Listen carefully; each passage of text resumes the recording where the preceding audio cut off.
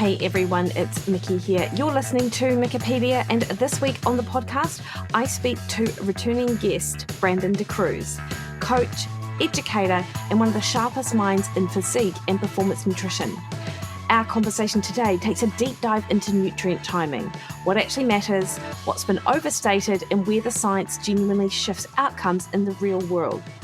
So Brandon unpacks the long-debated anabolic window and why it's not as binary as social media makes it seem. We explore how pre- and post-workout nutrition can affect not just muscle protein synthesis, but muscle protein breakdown, training volume, recovery, appetite regulation, energy expenditure, and even how the body partitions fuel towards muscle or fat. We look at insulin sensitivity around training, cortisol's role in extended sessions, and how to structure peri-workout nutrition differently for fat loss versus muscle building. We also discuss carbohydrate timing, intra-workout fueling, and the most persistent myths that still mislead people training today. And I will say, because of Brandon's expertise in the physique space and just his mind for science and really applying it, the information you hear today is going to be different from the social media blasts that you get out there on Instagram. So this is a conversation for anyone who wants to train smarter, not just harder, and understand the metabolic choreography that happens behind the scenes of every rep. And you better believe that ChatGPT wrote that last sentence. So for those of you unfamiliar with Brandon DaCruz is an online nutrition physique coach and sports nutritionist. He's also a National Level NPC physique competitor, or he has been, and an internationally published fitness model who's written articles and filmed educational content for publications like Men's Fitness Magazine and bodybuilding.com. Brandon has spent over 13 years working within the sports nutrition and fitness industries and has been an online coach since 2010, actually, coaching every type of client, including Olympia Level professional men's physique competitors, college athletes, MMA fighters, CrossFit competitors, and lifestyle clients. And for what it's worth, Brandon just works so much with the everyday individual that if you want to reach out to connect with him and set up a coaching inquiry, he is absolutely open to that. And you can find him over on his website, brandondacruzfit.com, and on Instagram at Brandon DaCruz. I've also got a link to Brandon's Chasing Clarity podcast, which is just such a treasure trove of information. It is awesome, both his solo episodes and when he has his guests on, sort of go through particular issues, including those like nutrient timing. And Brandon and I have recorded several episodes on Wikipedia already, and we have another one coming out in a few weeks' time as well, which is another one I'm super excited about. I've had links to the other episodes that we've had Brandon on in the show notes too. Before we crack on into this interview, though, I would like to remind you that the best way to support this podcast is to hit the subscribe button on your favorite podcast listening platform. That increases the visibility of Wikipedia in amongst literally thousands of other podcasts out there. So more people get to hear from the guests that I have on the show, including Brandon. All right, team, enjoy this conversation. No worries. As long as you throw me a question, I'll keep going until we get you back in there. So I got you. Amazing. That's good. I'm so pleased. So we'll just kick off straight away. Brandon, always a pleasure to have you on the chat, and always really appreciate the way that you come to a topic pretty low key, actually. And the one that we're talking about today, nutrient timing, is a hot topic. And what I find hilarious actually is that there are people just going nuts on it on social media about whether or not we need to do fasted training, or is it, dangerous to do fasted training? Should the recommendations be different? Whereas you're low key sending me these 2-hour-long podcasts that you've done with other experts in the field who've really looked at it, I think, in quite a nuanced way. What do you reckon? Do you reckon I'm right? No, absolutely. I think that we have to consider the fact that we all come from a different perspective. But really what I'm seeing in the social media sphere is that there are very one-sided depictions or views on this topic. And a lot of times what ends up happening is it's individuals with very large platforms. And these are people I have the utmost respect for, but they're either researchers or they're content creators. And really what we need to get across, and Mikki, I'd sent you an email about this. A lot of times people are focusing on mechanisms, and it's almost like a battle royale between the two. I have this mechanism, I have that mechanism, MK, mTOR, all these different things. Believe me, I am a nerd. I love digging into weeds on this thing. But really when it comes back down to it, I have to remind myself every single day, who am I doing this for? And it's to help the people that I work with and the people in the general population, which are utterly confused. And I work with, at a time, at least 50 clients at a time. And I'm having interactions, and I also do many podcasts, as you very well know. I interact with a lot of other coaches. I mentor other coaches. And I'm getting this broad-based consensus from real people in the real world that they're confused about the information and they don't know which expert to believe. And it's really difficult. I was at a seminar years ago, and I remember one of the presenters said, one of the biggest fallacies or one of the biggest issues with evidence-based nutrition is that we can have two people of a very high intellect arguing both sides of a situation or a conflict, essentially, or a topic. And those in the general population are not able to differentiate who is right. What ends up happening is they just acknowledge both these individuals, they know much more than I do. And then they don't even really focus on domain-specific expertise. They go towards their cognitive biases. Who do I relate to more? Who really appeals to my pain points and things of that sort? And so then essentially the information gets biased as well as it gets misinterpreted. And I think that's a big aspect of what's going on with nutrient timing, which is why I go right to the literature first and foremost. I consult with experts that not only have research basis. So someone like an Eric Helms who has done research reviews on this topic, or someone like a Dr. Scott Stevenson, who is well published as well. But I also really apply it in practice. I gauge, I apply these principles to my clientele. I get biofeedback on them. I track their progression over time. I take in both objective and subjective feedback, and then I'm able to make better decisions moving forward. I'm able to form a more all-encompassing view on a topic so that when I speak about it, I can go through the mechanisms with you, and we will today.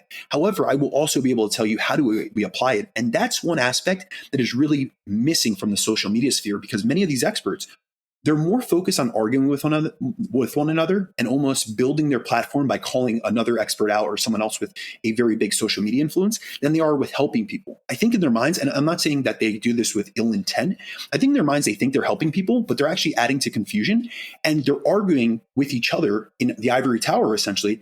And people in the real world are so confused as to what to do. So that's where individuals that like to blend research and practice and really bridge that gap between information and practical application, like you and I, are able to bring it back down to the people that we really are reaching. Because to be honest with you, most people listening to podcasts are not like you and I, Mikki. They are people in the general population that they want better guidance. They want to be able to listen to something relaxing while they're making their meal prep or while they're driving to work, and they want to be able to understand it. So of course we could sit here and go through the different, pathways and the different cellular, activations and things of that sort, which we can definitely get into. We're nerdy. We love this stuff. But at the same time, I think it's always important to bring it back to what do we actually do? And let's not make it be black or white or this dichotomous thinking where it's like you either can nutrient time or you can't. You either, you have to train fasted or you can't train fasted. We have to stop with that, because we have to realize that it really comes down to the individual themselves, the circumstances that they're in, the context of the situation, as well as their goals, their preferences, their limitations, and their own bottlenecks.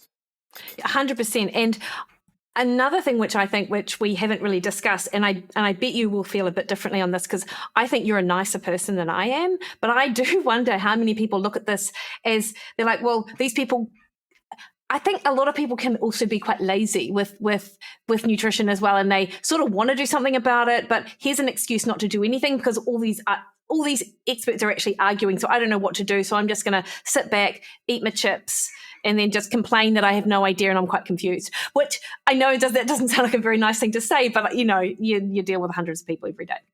No, absolutely. I think that one of the things that has actually bothered me, and Mikki, you know me like personally, very few things bother me. I let things just pass. I'm really focused on the people that I'm able to help, and I'm not really worried about getting into social media arguments or really debating other people. I really just want to put out great information. And I hope that eventually that's able to drown out some of the misinformation, the disinformation, and some of the poor quality content that's put out there, and that is very influential.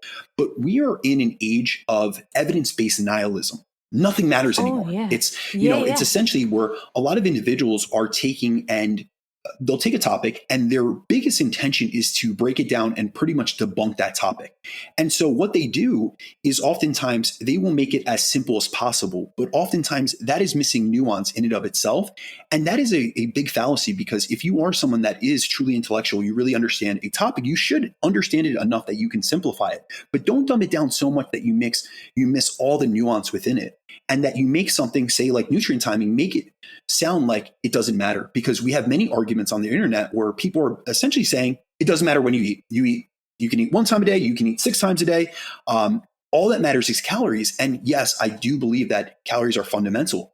But when it gets down to the brass tacks, most people that are intermediate or advanced, they've done the calorie thing. They've tracked their calories, they're hitting their protein, and they're still not where they want to be, nor where they could be. And that's where we can bring out more nuanced approaches and really start dialing in and pulling different levers that we have experience and evidence for, and really get them to that next level.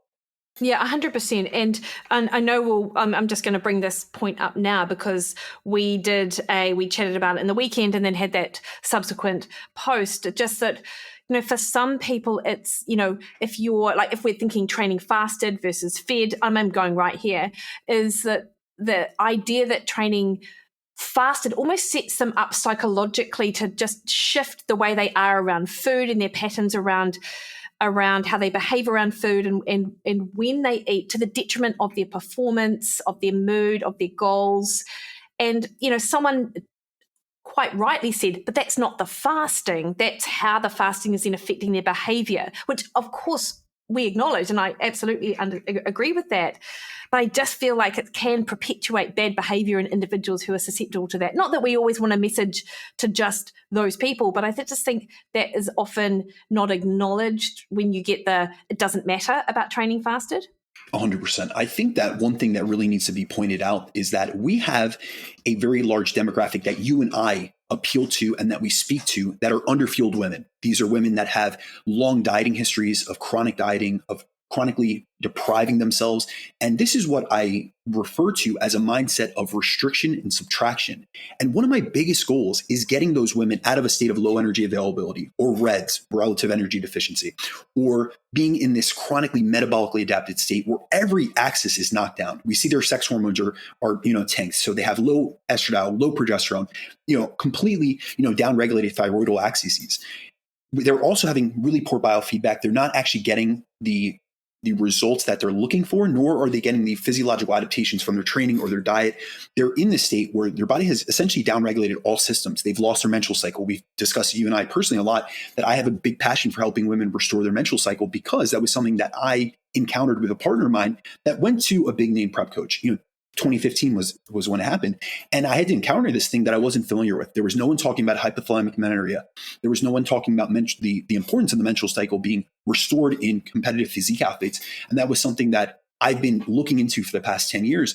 And the thing is, it's not about, is fasted training, a bad thing, or is it inherently bad? It's more so that a lot of the women that we talk to, we work with, especially myself, they're already in the state where they're any type of information that's going to feed into that cognitive bias, which will allow them to restrict more and feel like it's appropriate, they're going to go towards. So when you don't put any caveats in there and say, well, fasted training is fine if you're making sure that you have a post-workout meal immediately after, because we see that in terms of actual muscle protein balance, when you train in a fasted state, you actually go into a negative protein balance. So you stimulate muscle protein synthesis, but because you went into the state in a catabolic state where muscle breakdown was higher because you had an overnight fast, you're actually going into a greater state of breakdown. So we want to break that fast, essentially, make sure we get adequate amount of protein, adequate amount of carbohydrates post-workout.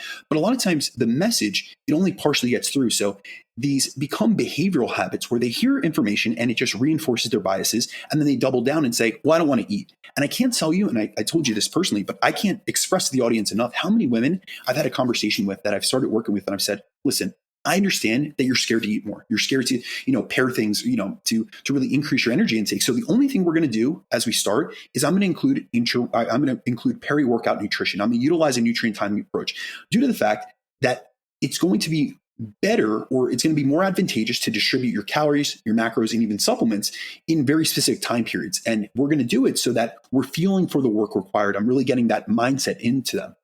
really getting it across to them, listen, I want you to go in well fueled so you can push your training performance, because over time it's that those increases and improvements in training performance, which are going to yield better body composition outcomes from a lean mass to fat mass perspective. Now, after, we're going to refuel. So we want to make sure that we're fueling for your performance, but then we're refueling to facilitate greater recovery. When they can get that in and they buy into it and they see the results, and I get so much feedback from women like, I didn't realize how much better I could train or how much better I could feel in the gym. I don't have low energy. I don't have blood sugar dips. They have so much great feedback that they buy into it, and then they're willing to eat more across the day. But it's almost like the first step. It's the gateway to getting women into a more well-fueled state where I can take them from that mindset of restriction and subtraction into what I like to refer to as a mindset of abundance and addition.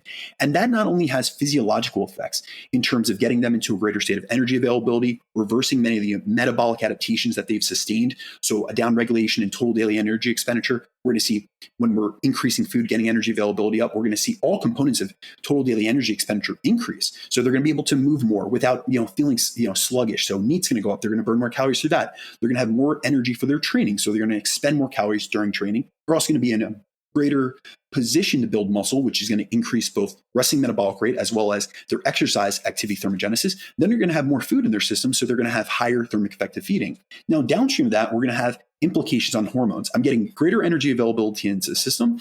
That's going to include both better macronutrition and better micronutrition. So now I have many women that come to me, and I'm always doing chronometer analysis. And so I see a lot of times zinc, selenium, iodine, these are all deficient, and they also have thyroid issues. And iron is a huge one with women. So we're depleting all these different micronutrients. And now all of a sudden, they went from having a downregulated hormonal system to a couple months later, hormones are back online. Their thyroid is back to actually getting sufficient T4 and T3. TSH is starting to come down, so they don't look, whether it be subclinical or actually hypothyroid. And then they feel better from a biofeedback perspective. So their day-to-day energy levels, their day-to-day activity is increased even just naturally.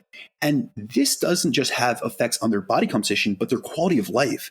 So I'm improving how they can perform at work. I'm improving the energy levels that they have for their children. These are things that go so much further than just what a coach can do for you in the gym. Now, I totally agree. And I know that because we went back and forth on email, and your level or your area of expertise is resistance training, whereas mine is much more in that endurance space. But everything that you've just described is absolutely applicable, I think, to both areas. And one of the mistakes that I see a lot of endurance athletes make, and I used to make it myself all the time as well, and this has really only been over the last sort of 5 to 7 years where I've really shifted how I feel about this, is that it's almost like people think they can get more from the session if they're going into a fasted training, not fueling that session and then delaying their eating. And of course, it's almost like they've sort of banked these calories, if you like, to then be able to sort of spend later on. But the body doesn't work like that. That I really think that you just sort of, to your point, like everything is being down regulated and slowed down in that process. So really encouraging people, even those with body composition goals in the endurance space, actually the time to restrict calories is not when you're training, or around training. It's actually later on in the day for the very reasons that you've described. Absolutely. No, if I'm trying to create an energy deficit, I kind of like looking at nutrition in different pockets or windows. So around training, I'm trying to fuel both for the training session, also to enhance muscular adaptations and recovery. And then if I'm going to need to pull back on calories or energy intake, it's going to be outside of that training window where it's less detrimental to someone's actual muscular adaptations and recovery capacity, but also I can create a deficit outside that window. So honestly, when I create a fat loss diet, the last place that I pull calories or macronutrients from, especially carbohydrates, is from that peri-workout window, which would be your pre and your post-workout. And then in some individuals, I still leave an intra-workout as well, but we'll go through that later on in the podcast. Like that's a very specific and contextual situation where I'm using intra-workout with individuals. But when it comes to a broad-based perspective, I am really a big advocate of pre and post-workout fueling. And then if we need to create a deficit, there's going to be times in the day where it's about muscle growth. So say someone trains early in the day, early in the morning, their pre and post workout is going to be designed for muscle growth and performance. And then later in the day, I look at this almost as like fat loss periods where I can pull back and we can go to something like lean protein sources, fibrous fruits and veggies, and then, small amounts of fat sources like healthy fats that are going to be anti-inflammatory. And I'd rather create an energy deficit by pulling back on those meals than I would around the peri-workout window. Yeah. I often think, Brandon, people don't trust themselves. Like from a behavioral perspective, they're like, well, if I'm eating early on, well, this just means more calories for me because there's nothing that's going to stop me from feeling the hunger that I feel later. Like they almost think that eating earlier is not going to offset that hunger and appetite later in the day. Like, do you ever get that sort of pushback? Like, well, I'm always going to be hungry at 4 to 6. So this is when I want the calories rather than earlier in the day when you're sort of prescribing them? So we can look at that. Let me look at that from a physiological perspective first, because I think when I unfold the data, people will realize, wow, that's not how it works. So first and foremost, when we actually look at circadian rhythms and the hunger hormone ghrelin itself is entrained by your daily rhythm in terms of eating. So say you were to place larger meals early in the morning, you would actually have higher ghrelin secretion then, first and foremost. So you're going to entrain your hunger hormones based on your daily habits, which is why, interestingly enough, if you are someone that's a snacker and every day at 2:30 you have a snack, I have many clients that they're in this situation. They think that they need that snack because they get an increase in hunger, but it's actually that you trained your body to have a physiological response to the ingestion of nutrients. It's sensing that. And really, when we look at eating behavior, this is what's called a cue conditioned response. So really what that means is we have conditioned ourselves very similarly to actually Pavlovian conditioning. So just like Pavlov rang a bell and the dog salivated, we do the same thing with our eating behavior. So if every day you decide you're going to have a snack at 2:30, you may do that for a couple of weeks. Just you're stressed. It's midday at work. Now you've entrained that habit into your biology. So you just didn't have a psychological effect where you were looking for that snack to relieve stress. It actually made a physiological response where you're having an increase in hunger hormones, especially if it's something like hyperpalatable. You're going to actually have an increase in dopamine before you even eat that food, because it's just the cue before it. So it might be going to the vending machine or going to the break room, knowing that anticipatory feeling is actually an increase in dopamine, because dopamine is motivating you to essentially seek out that food. So that's first and foremost. There's research that actually looks at calorie shifting. This is more in like the circadian biology research. Daniela Jakubowicz has a couple papers which look at women specifically, and it's in early time restricting studies. And I know that she has one, I believe it's a 1,400 calorie weight loss diet, where it was shifted. So it was either a crossover design, or they had two different groups. Actually, it was two different groups. She has many studies, so I'm trying to pull them off the top of my head because it's been many years since I've read them. But in one of the studies, she did a calorie banked situation. So it was either a large breakfast or a small breakfast. And how it broke down was, it was a 700 calorie breakfast as a large breakfast, a 500 calorie lunch, and a 200 calorie dinner. Or it was the inverse. So they had a 200 calorie breakfast, like many people would. They would do something like coffee or something very light. Then they had a 500 calorie lunch and then a 700 calorie dinner. When they looked at the outcomes at the end of the trial period, they saw better weight loss from the women in the early time restricted eating, or early calorie shifting more so. Time restricted eating is improper usage of that term. But with the people that had the big breakfast group, essentially, they had better appetite regulation, they had better fat loss outcomes, they had better weight loss maintenance after the trial itself, and they also had a better management of ghrelin levels. So when they did a 6-month follow-up on the study, they found that their ghrelin levels hadn't increased as much. So we would think from a physiological response perspective that weight loss in and of itself, if someone in a group lost more weight than, if the women in the big breakfast group lost more weight than the women in the big dinner group, they would actually have a higher secretion of ghrelin, because ghrelin also is, released in response to weight loss, or especially the metabolic adaptation, which knocks down leptin and increases ghrelin. That wasn't the case. Now, if we look into another area of literature, which I looked into years ago, but I really need to tease back into it. So, Mikki, we might have to do a follow-up on this, but it's called within-day energy deficiency. Are you familiar with it? Oh, yes. All right, I know. We have a few studies, and there's only a few, to be honest with you guys, so I don't want to make the evidence sound stronger than it is, but we look at what happens when people create a within-day energy deficient or deficit, essentially. So that means calories are equated. So it could be 2,000 calories, but we look at when women specifically, because these were athletic women, they also have a study in males, but this one I'm speaking of is specifically women. They found that when women forego the early eating period before training and they delay their eating, they get the same amount of calories. So on a 24-hour energy balance perspective, they get the same, but they calorie shift things, and they kind of like hoard, what I would call macro hoarding, where they eat more at night. It skews not only ghrelin and other hunger hormones, but it also skews their cortisol secretion. And so this isn't to demonize cortisol by any means, but it's less favorable. And they also found less favorable sex hormone profiles on those women.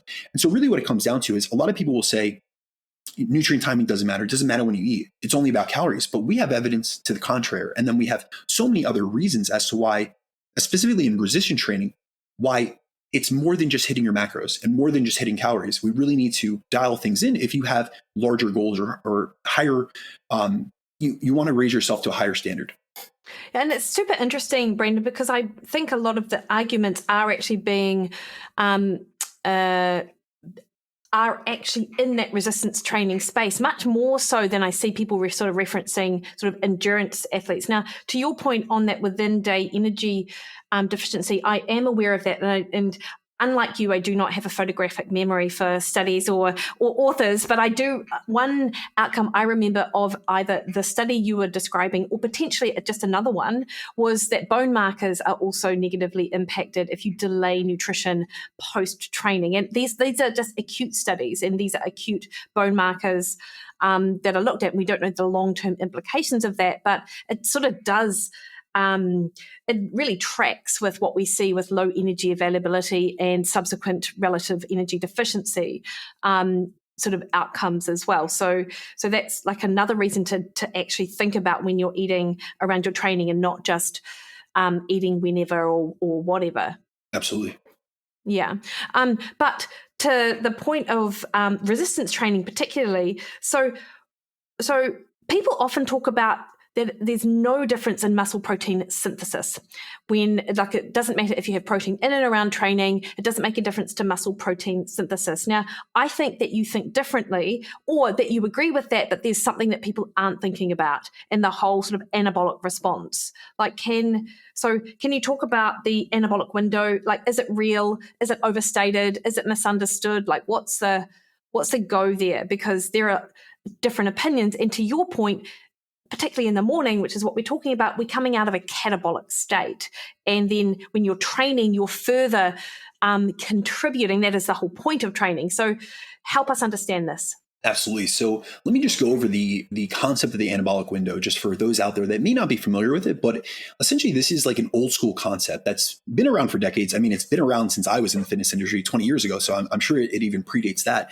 But it refers to this idea that there's this short post-workout period, and it's usually said to be 30 to 60 minutes. It's made a revival recently where it's 30 minutes, coincidentally, and essentially this is a period or a window where your body is essentially primed to absorb nutrients, build muscle, and to recover. And if you didn't get your protein and carbs in that tight window, you'd be missing out on gains from that training session. Now, I'm going to be honest with you, Mikki. When I first started training 20 years ago, we all believe this. I remember literally sprinting to my gym bag. I used to bring a shake. It was already pre-mixed, and it was quick digesting protein, and it was dextrose powder. And at that point, it was either dextrose or maltodextrin. They tasted horrendous. They did not flavor them, and they were so thick and chalky. But in my mind, based on the information that was there, and now mind you, this is 2005, there wasn't, there wasn't an evidence-based movement. The only one that was in the space at that time was Lyle McDonald, and I hadn't been fortunate enough to stumble upon his work yet. And in my mind, based on the magazines or the bodybuilders that I knew, if I missed that shake, I'd miss that window and I'd lose all my progress. But over, these years, we've seen that the evidence doesn't hold that. It's not a short 30-minute window that you have to get, nutrients in. It's more like a garage door than a small window. And really, how long that door stays open for depends on a few key factors. So you mentioned training fasted. And so if someone trains fasted, like early in the morning before eating, and you haven't had any food for 5 to 6 hours, then the anabolic window becomes more relevant. And that is something I see a lot of people overlooking, because the same individuals in our space that promote that you should train or that you can train fasted also say that the anabolic window doesn't exist. Now, those two things cannot exist together unless you would have a univariate thinking in that. We have to think of things in multiple factors. In the situation of being fasted, we have to think about what state are you in. You've depleted your body of circulating nutrients. And while resistance training does stimulate muscle protein synthesis, it also ramps up muscle protein breakdown. So in order to build muscle tissue, what we all need to realize is you need to be in a state of positive protein balance, where your rates of muscle protein synthesis exceed your rates of muscle protein breakdown. But you cannot do that if A, you're fasted and then you don't consume protein afterwards.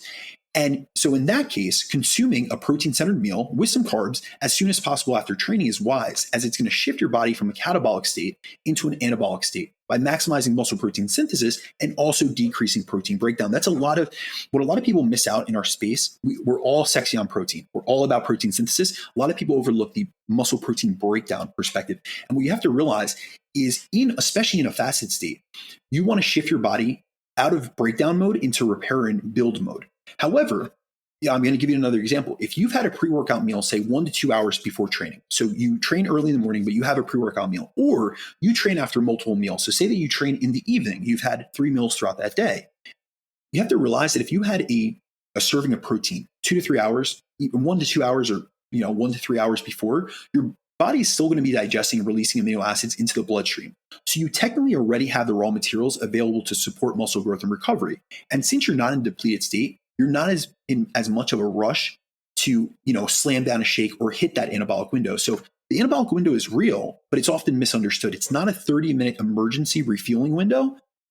It's not going to shut if you don't act that fast, but it is dependent on what you had previously. So from a practical standpoint, there's no benefit. I really want to get this across. There's no benefit to skipping pre or post-workout fueling, which is why with my clients, I take a nutrient timing-based approach to optimize their peri-workout nutrition. So I'm looking at the meals they eat before, potentially during, if they're a specific context, and then after, because that's going to help them improve training performance, enhance recovery.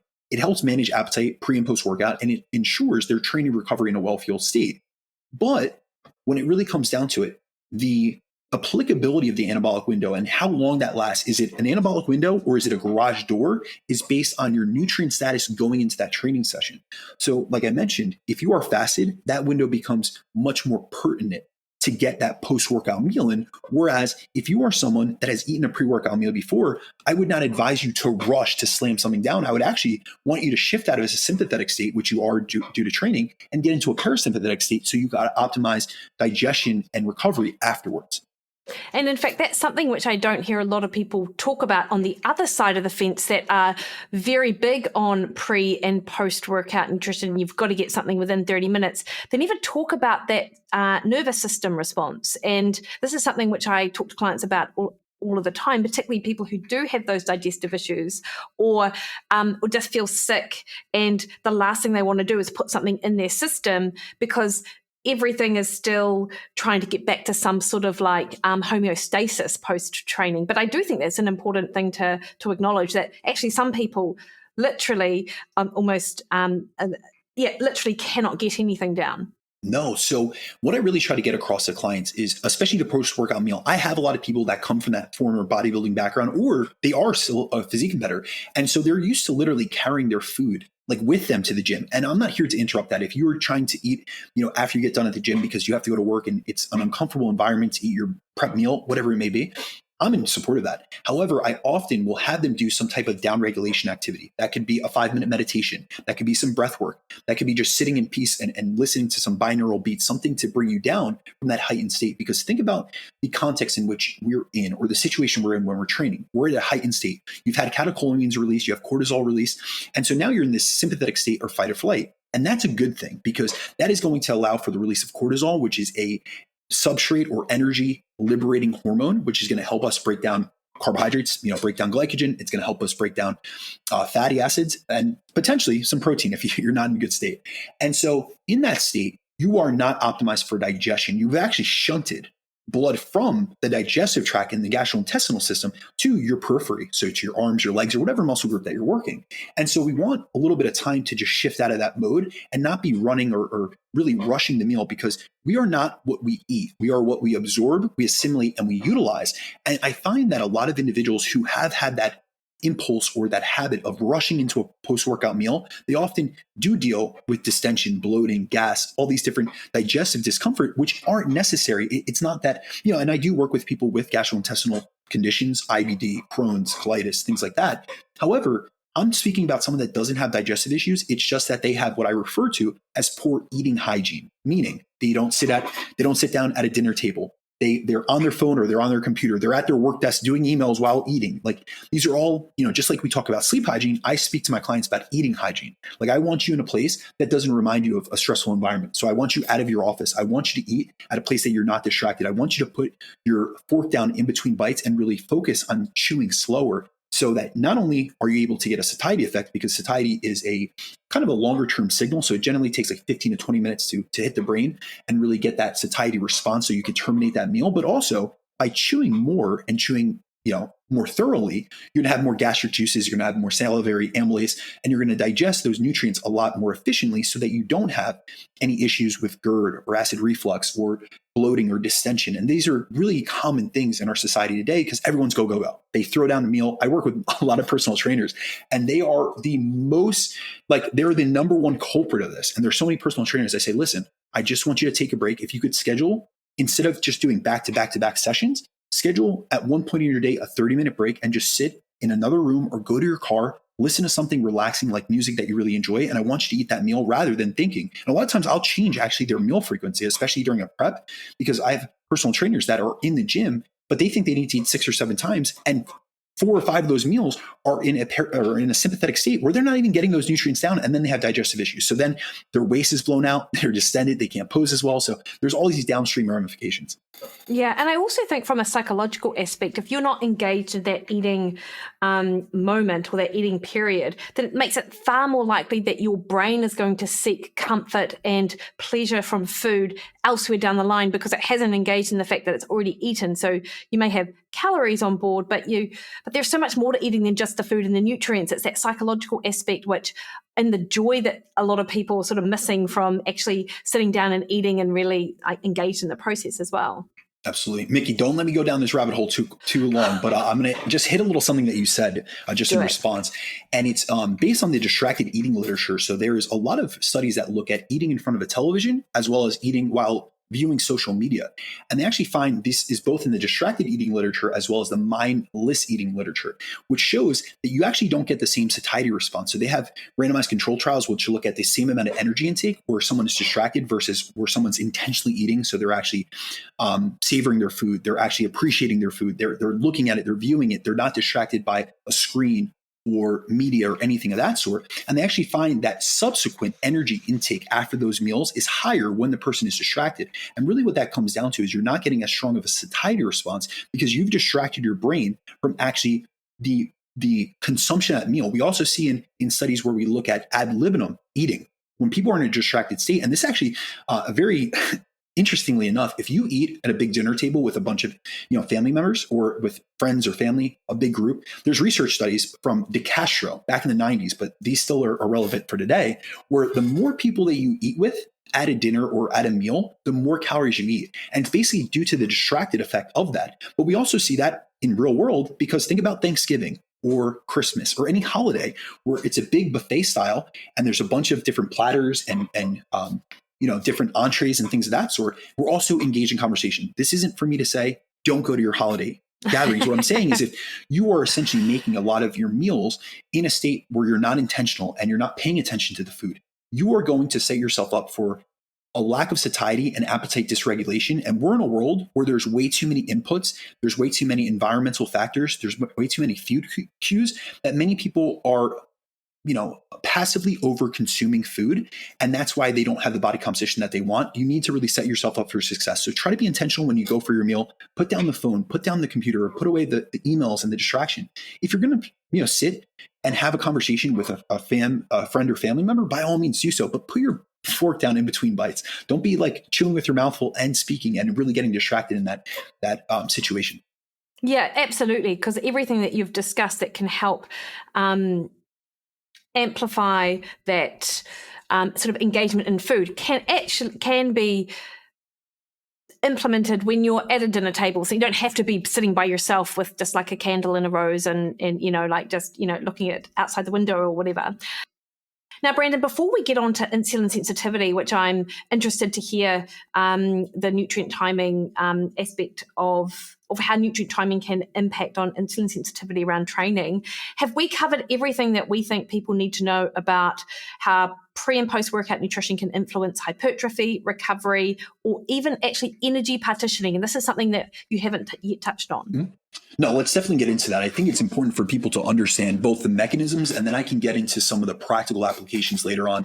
We'll do the mechanisms, then we'll go into the effects of insulin sensitivity, because that is very applicable for resistance training in particular. And then we'll go through some of the more practical application stuff. So when most people think about pre and post workout nutrition, they usually think of the impacts on energy levels and recovery. And those are big ticket benefits, don't get me wrong, but there's several lesser known benefits that are equally important. So we'll go through some of like the hypertrophy first, and then I'll get into some of the unknown ones that I sent you over that I really wanted to get into. So when we look at muscle glycogen status and anabolic signaling, carbs around training not only fuel your resistance training sessions, but they also impact cellular signaling. And it's cellular signaling that's involved in muscle growth. So when you train with low muscle glycogen, you activate AMP K sensors, essentially, which is basically your cell's like energy sensor. And when AMP K is activated or elevated, it can inhibit mTOR, which is the key pathway responsible for muscle protein synthesis. So we see that when someone's in a carb depleted state, it can blunt some of their anabolic signaling. Now, this is not an on and off switch. I want people to really realize this is kind of like a dimmer dial. But if you want to put yourself in the most advantageous position, you want to consume carbs before and after training, because it's going to help keep muscle glycogen levels higher. It's going to reduce that AMK activation, and it's going to allow mTOR to do its job. So it's essentially creating a more favorable environment for muscle growth beyond just calories in, calories out. Then from there, we have to look at insulin's anti-catabolic effects, because consuming carbs around training can also enhance muscle growth and maintenance through the secretion of insulin. And really, insulin has so many broad-based effects. I think it's been mostly demonized in our sphere. There's the carbohydrate insulin model of obesity that's been debunked more times than we can even count, but it's still prevalent. Now, if we're just looking at it from a muscle growth perspective, and I do want to just acknowledge that insulin does have anorectic effects. So it actually does decrease appetite. So that is something we can get to on another day, but it has several anti-catabolic and anabolic effects. So we're going to see a lowering of muscle protein breakdown. So it's essentially decreasing protein degradation, which is why you'll hear a lot of people in our space say that carbs have a protein sparing effect. It's going to lower cortisol levels, and it's going to lower catabolism as a result. It's going to increase glycogen replenishment. We actually see that insulin in of itself stimulates the mTOR pathway, and it also assists with the conversion of GH to IGF-1. If you actually look at GH, it is not an anabolic hormone. It is the conversion in the liver. Right? Yep. So growth hormone in and of itself is not an anabolic, especially in muscle tissue. If you actually look at the studies on muscle tissue, it increases lean body mass, but it's mostly through water and fluid accumulation. It is not anabolic to muscle tissue in and of itself. It is when it gets converted in the liver via the interaction with insulin to IGF-1 that it becomes an anabolic hormone. So really when it comes down to it, insulin is very important because we often really focus on stimulating MPS, like I referred to before, but muscle protein degradation or breakdown is just as important. And carbs, especially when they're paired with protein, trigger an insulin release, which are catabolic for muscle. And so those are some of the effects that would be really advantageous to know about. Now, you had asked me off air about enhanced nutrient partitioning and also insulin sensitivity. And that's probably one of the most underappreciated effects of resistance training, because it makes your muscles more insulin sensitive. So during and after resistance training, we have GLUT4 transporters, which migrate to the muscle cell membrane. And that allows for glucose uptake that's independent of insulin. So generally, when we are to increase glucose absorption or glucose uptake into the cell, it's an insulin dependent process. So that means insulin has to bind to the insulin receptor to allow that glucose in.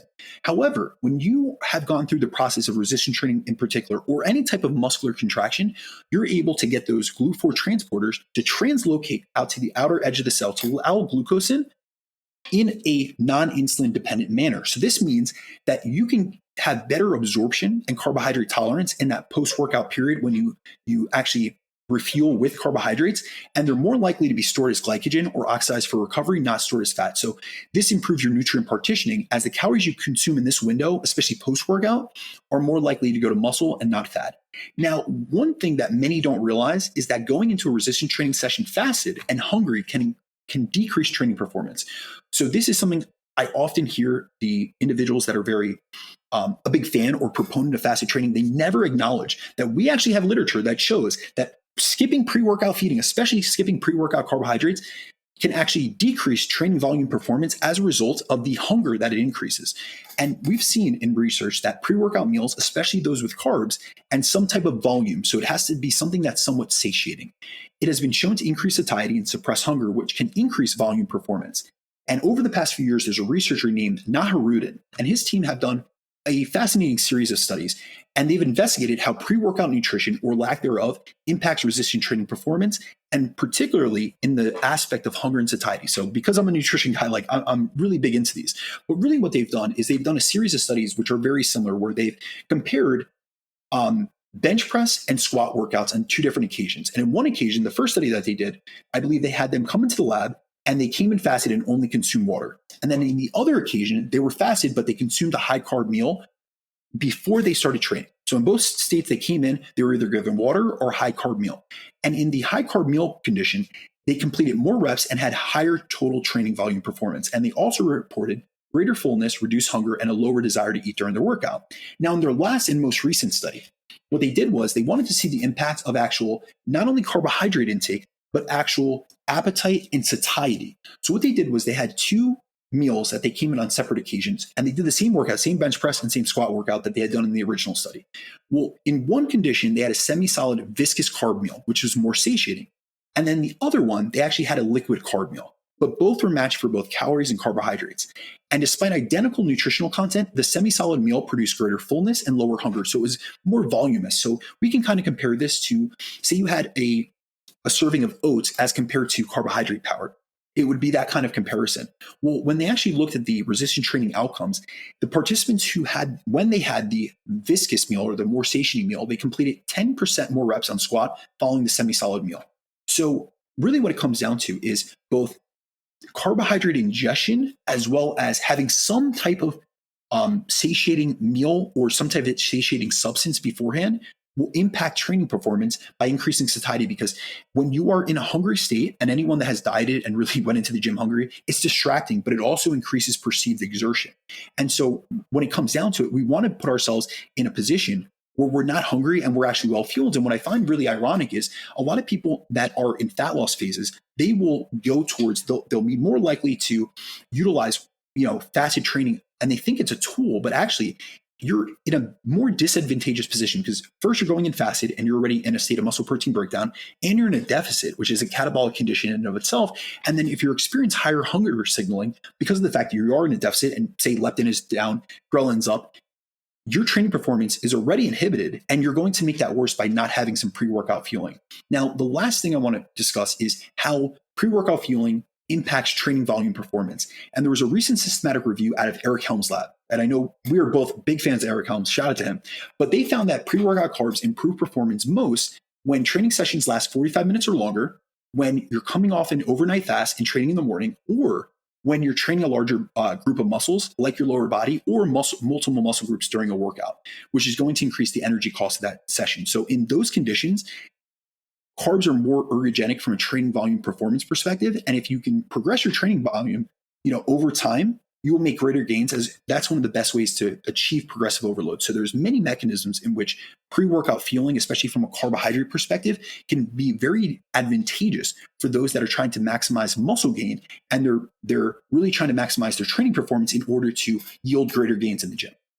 Well, it's super interesting, because a lot of the arguments I see online almost never mention carbohydrate, because one of the prevailing messages out there on the flip side is you must consume 15 grams of protein in that pre-workout meal to get a really good regardless of whether you're doing resistance or aerobic training, 15 grams of protein. So a lot of the arguments are saying that there's absolutely no evidence to support that you need any amount of protein before training in order to, because the muscle protein synthesis outcomes are same. But of course, to your point, you're talking about carbohydrate, and almost no one's really mentioning that at all, actually, Brandon, which is super interesting. Yeah, so this is not to dispute the fact that protein is essential. I would not put someone into a state of hypoaminoacidemia. I would want them in hyperaminoacidemia, meaning they have amino acids in the substrate. But a lot of the research on pre-workout feeding is on carbohydrates. What's interesting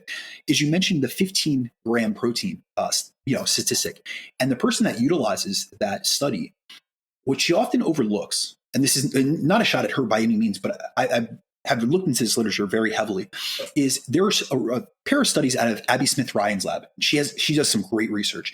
And what the one study with the low protein dose, what a lot of people overlook is, so let me just give a background because you and I know what I'm talking about, but the audience might not. So there's a pair of studies out of Abby Smith Ryan's lab, and really what they showed, and what their people, when they will discuss this study, they always talk about it in the context of the fact that consuming protein pre-workout has been shown to increase post-exercise energy expenditure and fat oxidation levels. And these are in women. So these are really like, it caters towards that crowd.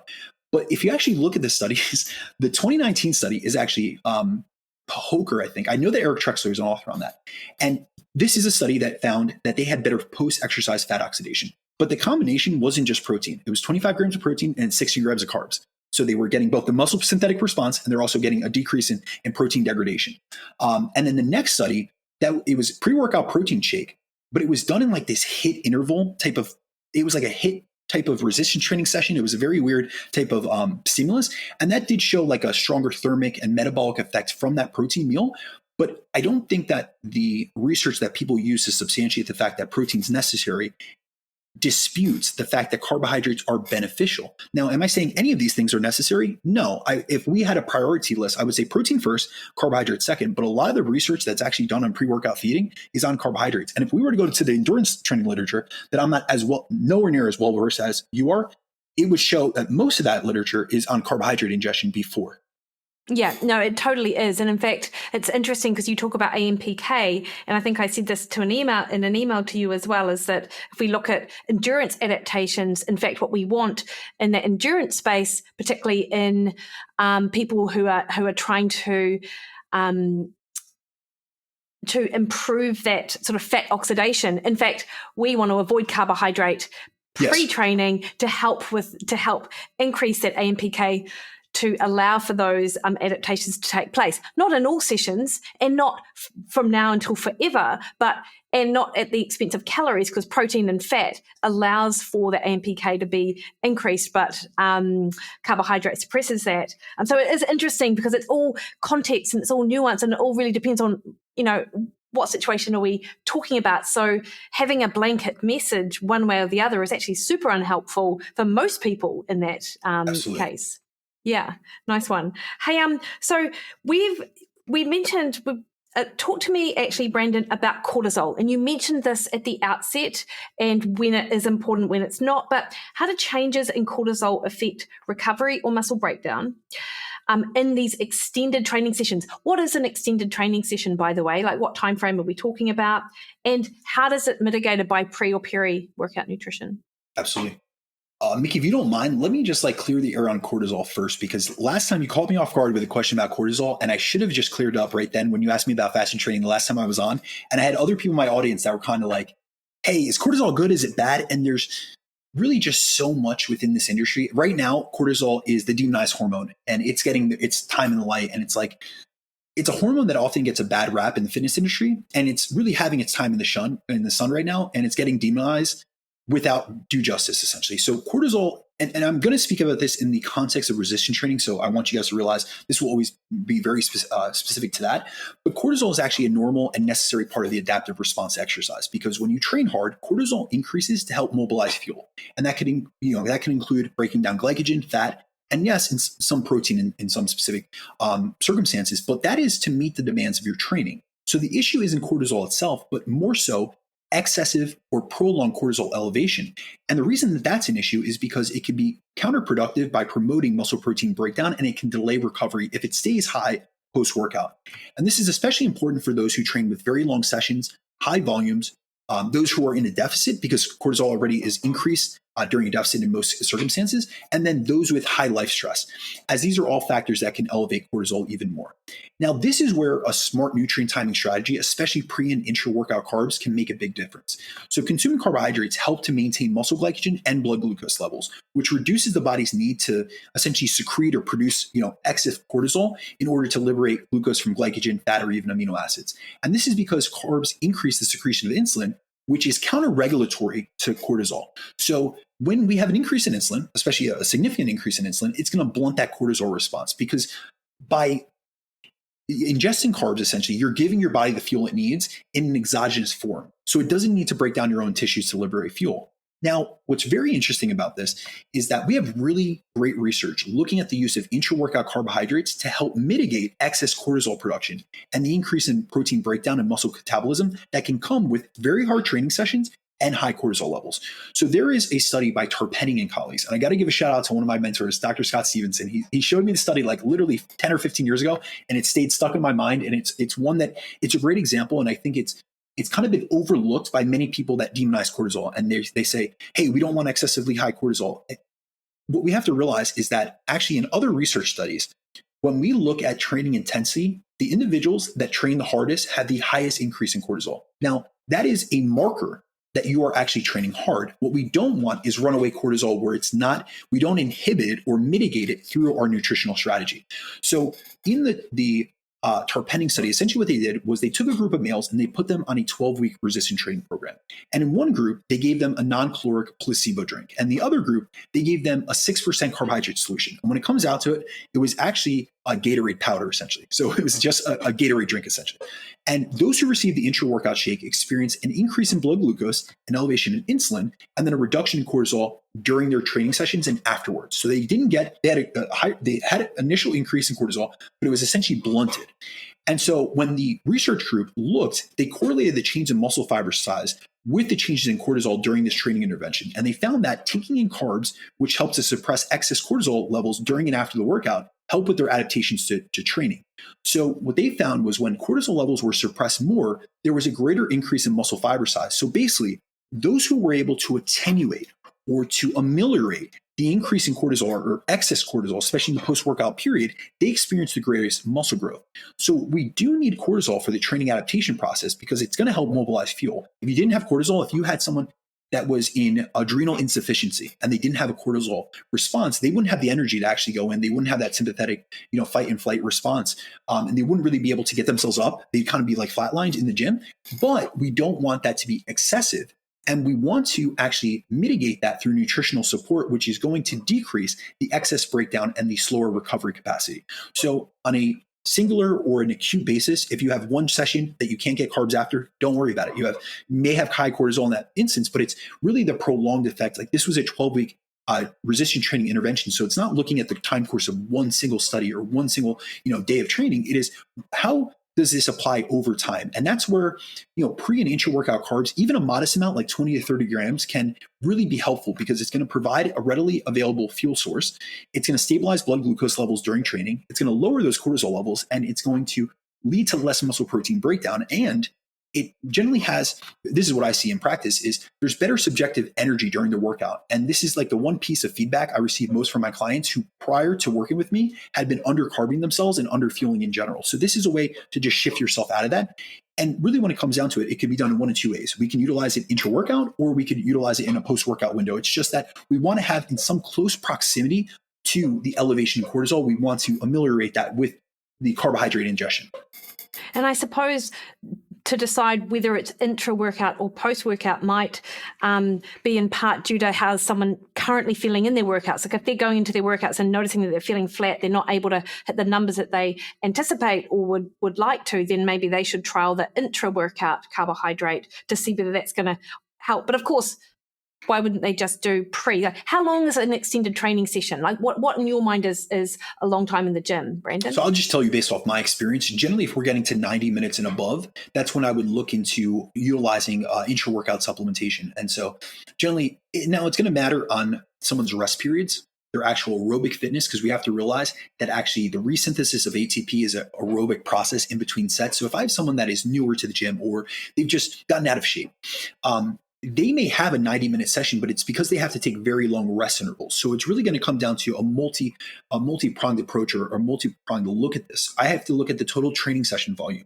the amount of muscle groups being worked, the rest period in between each set, and then the total session duration, as well as what does the rest of their day look like? So is this an individual that just trains once, say one session 3 times a week? Does this person train 6 times a week, but they also do cardio, not only on their off day, but also later on that day or in the morning. So it really comes down to how much input or how much essentially energy flux, much energy are they pulling through the system through exercise, especially intentional training like resistance training. Yeah, okay. Now, is there any utility for an essential amino acid powder pre-workout? Like I see some people mentioning that. I mentioned that to a few people as well over the years. I'm much more now like get in some protein or get in some carbs before training, particularly in the calorie deficit. But like, what about if someone takes an essential amino acid powder? Is there any point in that, Brandon? So if an individual cannot get a pre-workout meal in, so say for instance, they are someone, I'll give you a very specific instance. I have a few women that I work with that if I didn't intervene, they would train fasted, but they don't get the best performance from that, but they have GI conditions.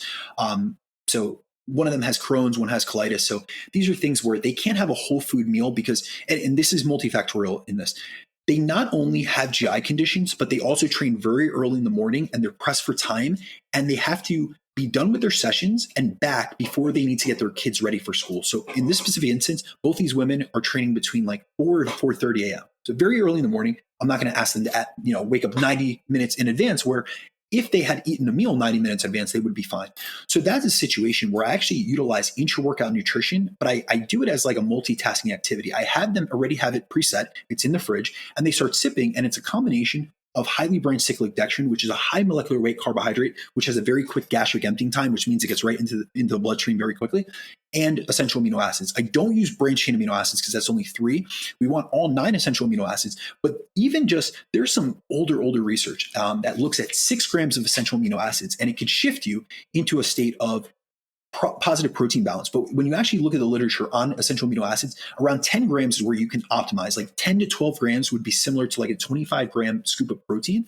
So I would advise like 10 plus grams. And you can use that almost as like a protein replacement. If you are someone that either whey or another protein source doesn't sit right with you, or you're someone that you literally can't have anything but liquids, at least it's a multitasking activity. I will have individuals already have that preset in their refrigerator. They get downstairs, they're getting ready for the gym, getting dressed. I'm having them sip on that. They sip on it on their way to the gym, and they continue sipping on it throughout their workout. I want them to at least get half of it down, because it's not just about having amino acid availability and glucose availability. We also need hydration and electrolytes. So I'm including whether it be an electrolyte blend in that product, or I'm just putting in some, sea salt in there, just to make sure that they're going into that training workout in the training session in the best state possible, where they're not only nutrient deplete, but they're also insufficiently hydrated and dehydrated, because we see just like a 1% to 2% decrement or decrease in hydration can lead to an increase in perceived exertion and also a decrease in actual training output. So.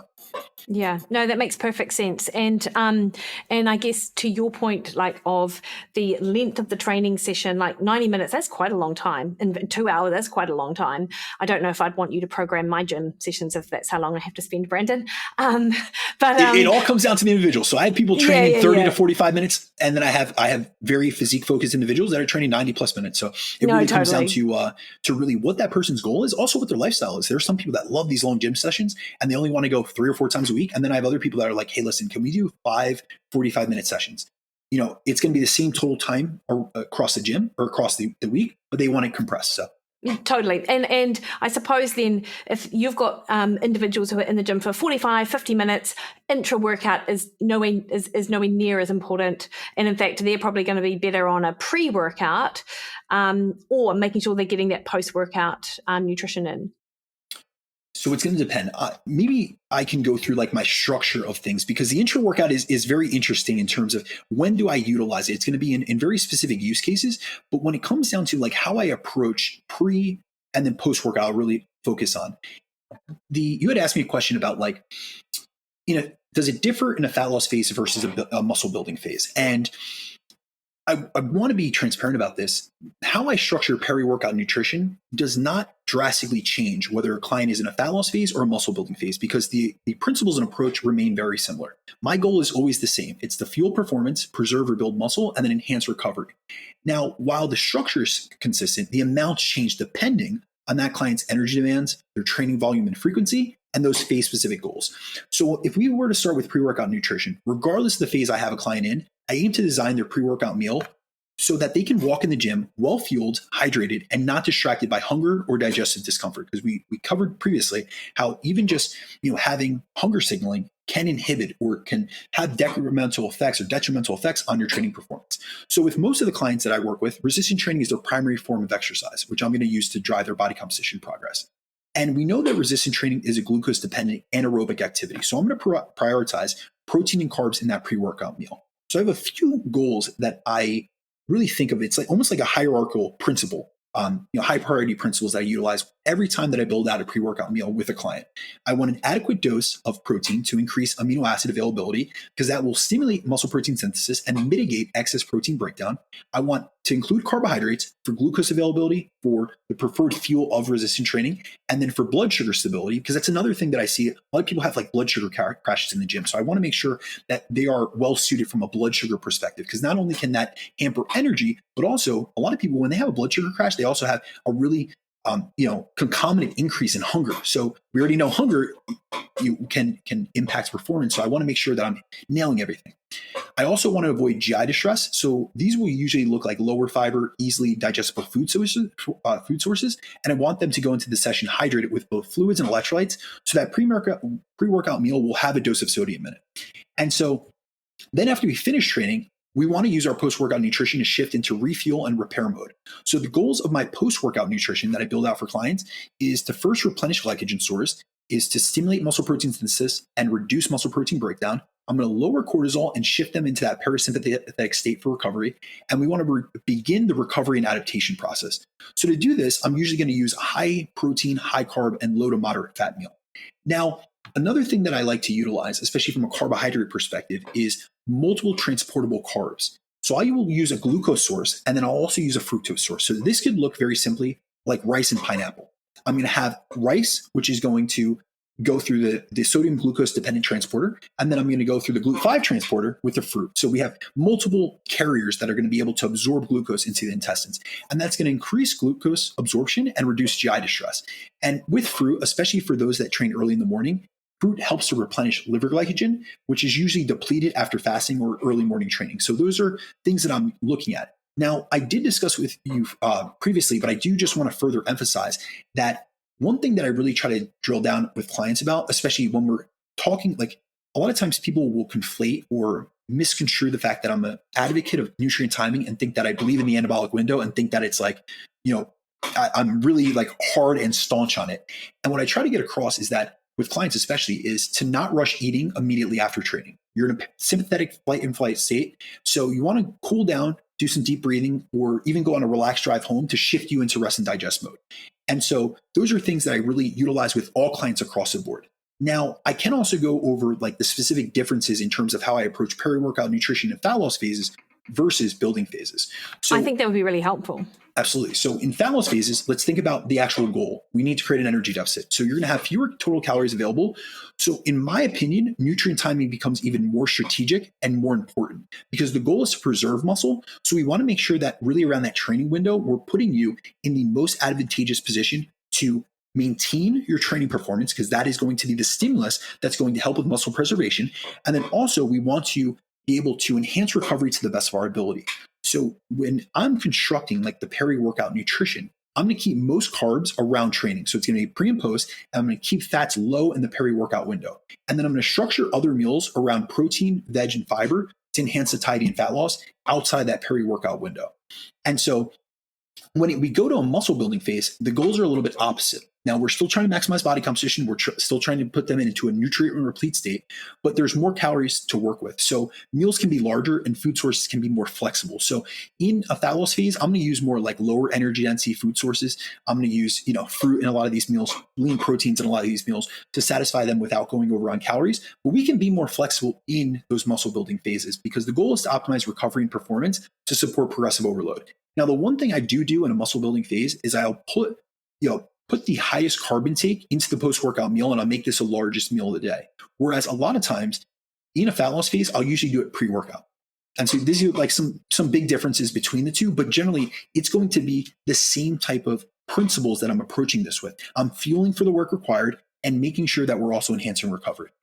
Okay, cool. And so even though there's going to be more carbohydrate in the pre-workout meal and then less in the post-workout meal, they've got enough on board to help them recover for the next time that they're training. Because I suppose they're not, most people you're working with aren't going to be hitting the gym within 8 hours or anything like that, which would require, Because I think this is one of those cases, I would utilize, there would be specific carbohydrate timing. Like I do have some athletes that I work with. I do have some like high rocks individuals that do 2-a-day training sessions. And that's really, that's where I'm much more specific with carbohydrates. I was actually I had a chat to my friend Darren, and in fact it's being released today, all about the entertainment fitness in high rocks. And I love the idea of high rocks. I would never do it because I'm not at all coordinated enough. And he bloody hates it. It was hilarious actually. Like I wasn't expecting him to be so passionately against something like high rocks, but I think it's great to get people in doing something. Let me ask you. I've not listened to the episode.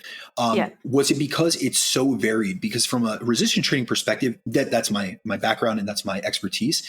The one issue that I have with a lot of these multimodal training systems is that it's constant variation and constant stimulation. And often they're chasing variety for entertainment, essentially, rather than chasing progressive overload to enhance adaptations. And so a lot of times I get individuals, whether it be from CrossFit, from group classes like F45 and things that are popular here, or even from high rocks, and they almost have what I would refer to as workout ADHD, meaning they're constantly bouncing from idea to, they're the prototypical program hopper. And a lot of times they don't realize that neurological adaptations take 4 to 6 weeks at a minimum to substantiate themselves. So if you're say every 4 weeks you jump on a new training program, you're going to see progress every 4 weeks, because from week 1 to 4, you're going to be making progressions, but that's from a neurological adaptation where essentially your nervous system is getting more ingrained motor unit, recruiting patterns, and it's also becoming more technically proficient at a movement. However, that doesn't mean that you're actually fully recruiting all the motor units and all the muscle fibers needed in that exercise. So you're actually not getting morphological adaptations, which are what lead to muscular growth and muscular adaptations. Okay, so couple of points. One, from Darren, he calls it, I can't remember what he called it, but he is from CrossFit. And I think he's got a beef of it because he's like, it's like fake CrossFit, or it's like lazy CrossFit or something. So it's quite like, so his critique of it is quite different to what yours is, but maybe you both arrive at the same place.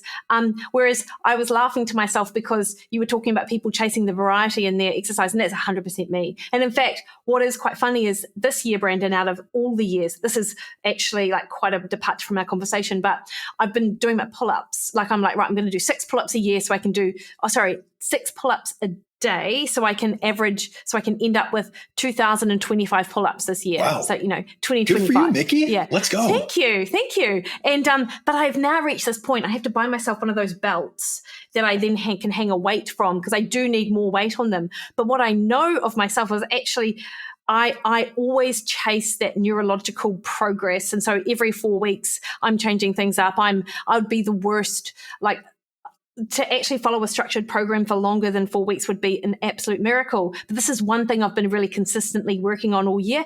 And I absolutely notice gains from doing the pull-ups. But I appreciate what you're saying with regards to why you don't, as a purist, you don't love the idea of high rocks from its absolutely from a conceptual basis. It's not that I have any issue with it. It's more so people come to me to maximize their physique progression. They're looking for increasing muscle mass and decreasing fat mass, and they want a lean muscular physique. And when someone asks me, what is the best way to do that? 100%, 10 times out of 10, I'm going to say progressive resistance training. We're going to take a hypertrophy-centric model. I'm going to utilize periodization throughout your programming. So we're going to break things up into microcycles. We're going to have mesocycles that build upon each other.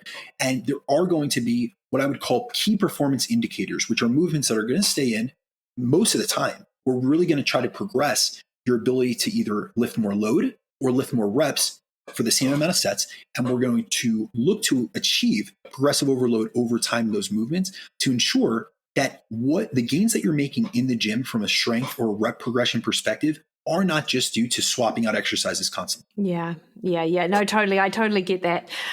So now, in closing then, Brandon, because I feel like we've covered everything. I know you're on a tight time frame because I accidentally scheduled this podcast for slightly later than what we anticipated. I feel like you've given us such a great structure for how you think about pre, during and post workout nutrition, and scaling it for whether it's a fat loss goal or a sort of muscle building goal. And of course, talked about that cortisol, which I've got questions about it even for my webinar today about cortisol and training. Is there anything else or anything that you want to leave people with regards to your perspective on peri-workout nutrition? Yeah, I wanted, because this is something that you had posed to me, and I think it would be advantageous for both of our audiences if I specifically go through who I utilize intra-workout nutrition with, and then potentially some of like the myths and misconceptions that I see, because maybe covering those can just give a heads up to individuals where they hear things in the space and they realize, all right, now I understand why this person, it could be an evidence-based individual, but why they're saying this. And now I'm able to investigate it further. I really think that I like to empower people with education, but oftentimes it's more so me bringing awareness to something and then saying, listen, I've substantiated my arguments with evidence. However, I want you to go look for yourself. And a lot of times I get DMs or emails and someone said, hey, listen, I heard you speak on a podcast. You cited this study. I read it. And it's not that I'm 100% right all the time, but it shifted my viewpoint on something. And if I can get that across to one or two people, it's a mission accomplished. So I'll start with intra-workout nutrition, then I'll go to that. And so you would ask me a question. Essentially, you were looking for like what specific context or what type of people do I utilize intra-workout nutrition with? And you had specifically asked me about fasted training, long sessions, and then athletes. And so personally, intra-workout nutrition is a strategy I've used with many clients over the years, but that's because I've coached a lot of physique enthusiasts, intermediate to advanced trainees who are looking to maximize their muscle growth, and physique athletes. However, it's not something I would say every single person needs. If you're doing a short 30 to 45-minute low volume training session and you've had a proper pre-workout meal, you've got all the fuel that you need on board. Your body already has enough stored glycogen and you have circulating glucose to support performance without needing to sip on extra carbs mid-set. So for those people, if you're training low to moderate volume or low to moderate intensity, essentially, intra-workout nutrition is a necessity. Now, there are a few specific use cases where I believe intra-workout nutrition makes sense. Fasted morning training. So I have some clients, like I mentioned, that train very early in the morning. And that could be because they're trying to get in a session before work or before taking their kids to school.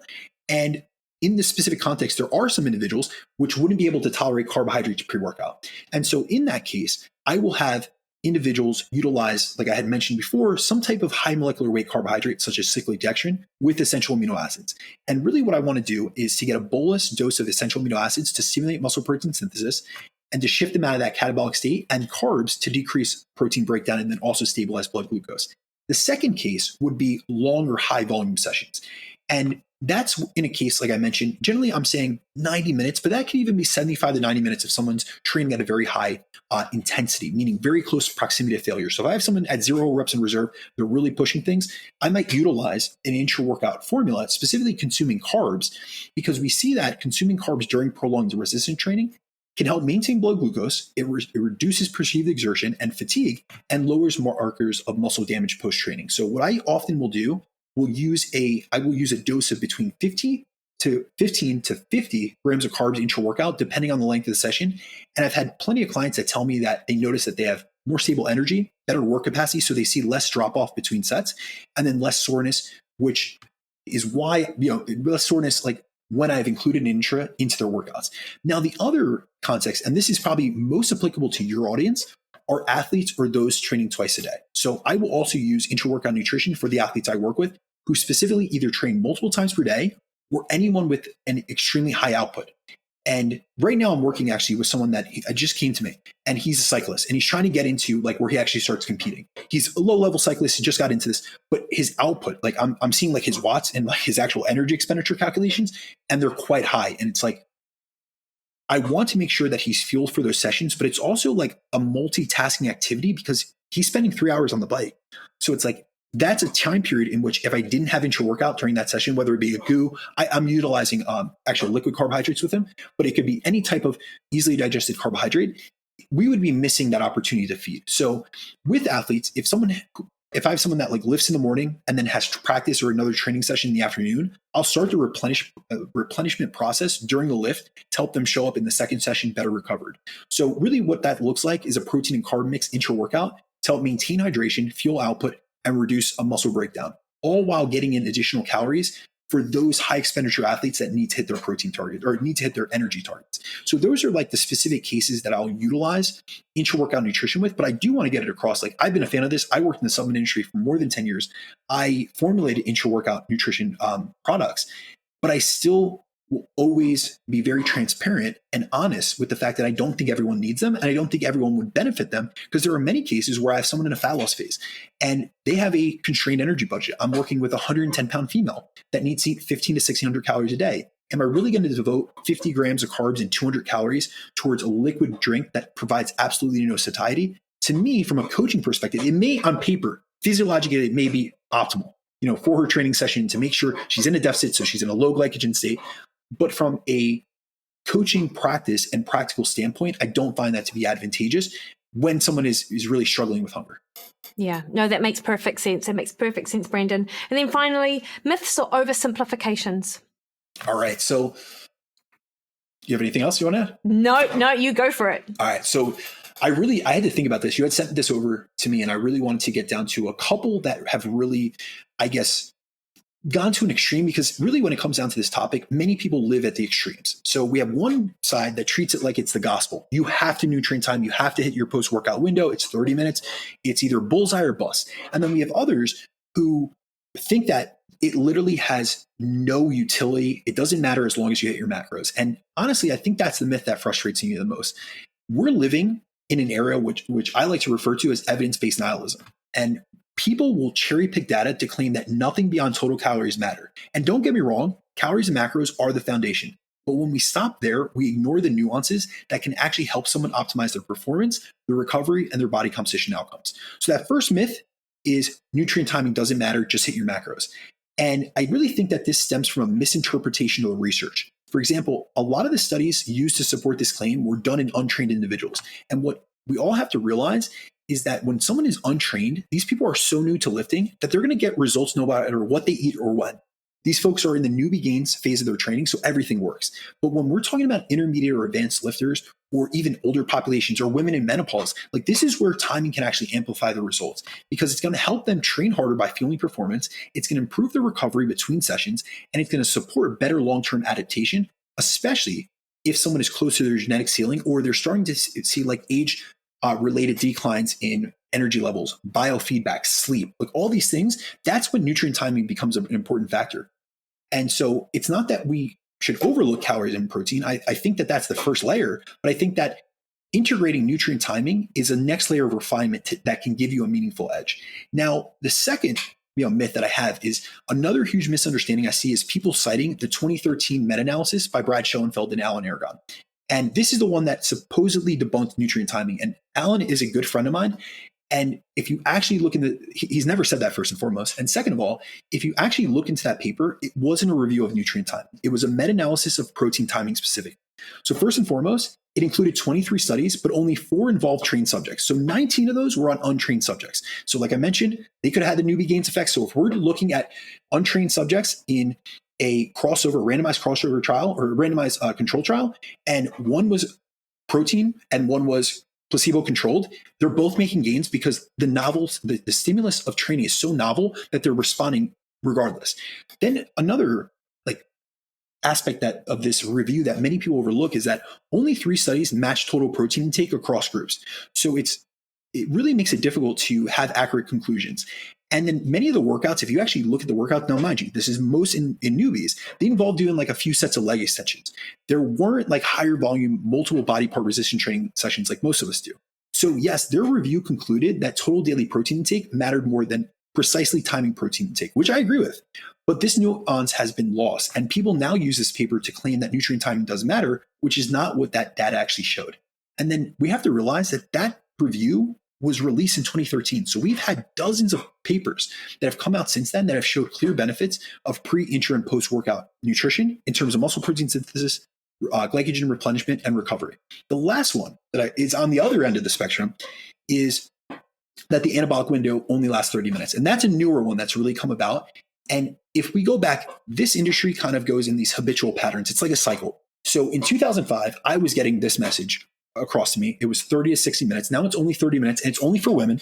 It is that the post-workout window is different for women which physiologically doesn't make sense first and foremost. But secondarily, we have to realize that this myth originally originated from the supplement industry and from supplement marketing. And I know that because I had a 10 plus year career in the supplement industry. I did research and development, but the marketing departments were spewing that information. And so really what they've tried to get across is that there's this urgency around fast digesting products. And they've tried to push this narrative that it's an anabolic window instead of a garage door. But what you have to realize is that you don't need hydrolyzed whey or high GI carbs to maximize results, and you don't have to eat immediately post-workout. We see either the same, so equivalent, or better benefits from a mixed meal, like a normal mixed meal of at least 25 to say 40 grams of protein and some carbs.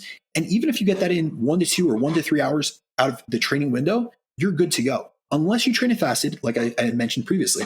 And so really what we have to get across is that nutrient timing is a tool. It's not a trick.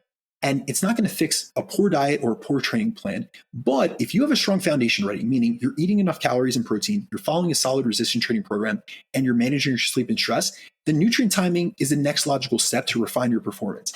And it really can not make or break your results, but it can add that next layer of nuance and enhancement so that you can maximize your training performance, you can enhance your recovery capacity, and you could really get yourself in a state where you're in the most advantageous position to maximize the gains and the body composition results you're going after. Amazing, Brandon. And so I know you have to go because you've got a client. On a scale of 1 to 10, you've called out both sides today. How afraid are you of being called out after this episode? On a scale of 1 to 10. I'm going to go with a 0 on that one. I got the receipts. And honestly, you really do. when it comes down to it, I have no dog in the race. I see this in practice. This is something I've seen really help a lot of people that I've worked with, but I'm never going to be that person that's arguing on social media. I will always be in the trenches working with people like the individuals that are listening to the show.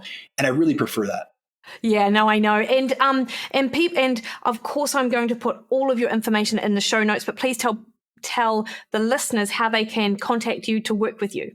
Absolutely. So the best place to reach out to me is on my email, which is bdecruzfitness@gmail.com. The next best place is on Instagram, where I post daily content. And you guys can also see my link tree, which will have coaching info and all my other links and things of that sort. And that is at Brandon DeCruz _. And the final place for podcasting is the Chasing Clarity Health and Fitness podcast, where I've released a pretty in-depth podcast every single week for the last 3 years. So if you guys love podcasts, you're listening to Mikki, I would love for you to join me over there, especially because I have a great episode on protein intake and some of the myths on protein with Mikki that was just a few months back.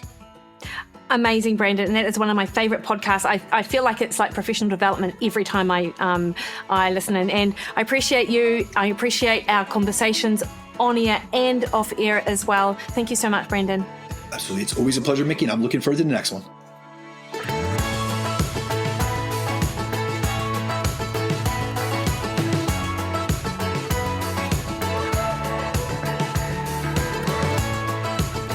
Alrighty, hopefully you enjoyed that and that it gave you a little bit more understanding on why some of the messaging around nutrient timing appears to be at odds depending on who you listen to. And I just think Brandon does an amazing job of clarifying that for us and allowing us to figure out when it actually matters.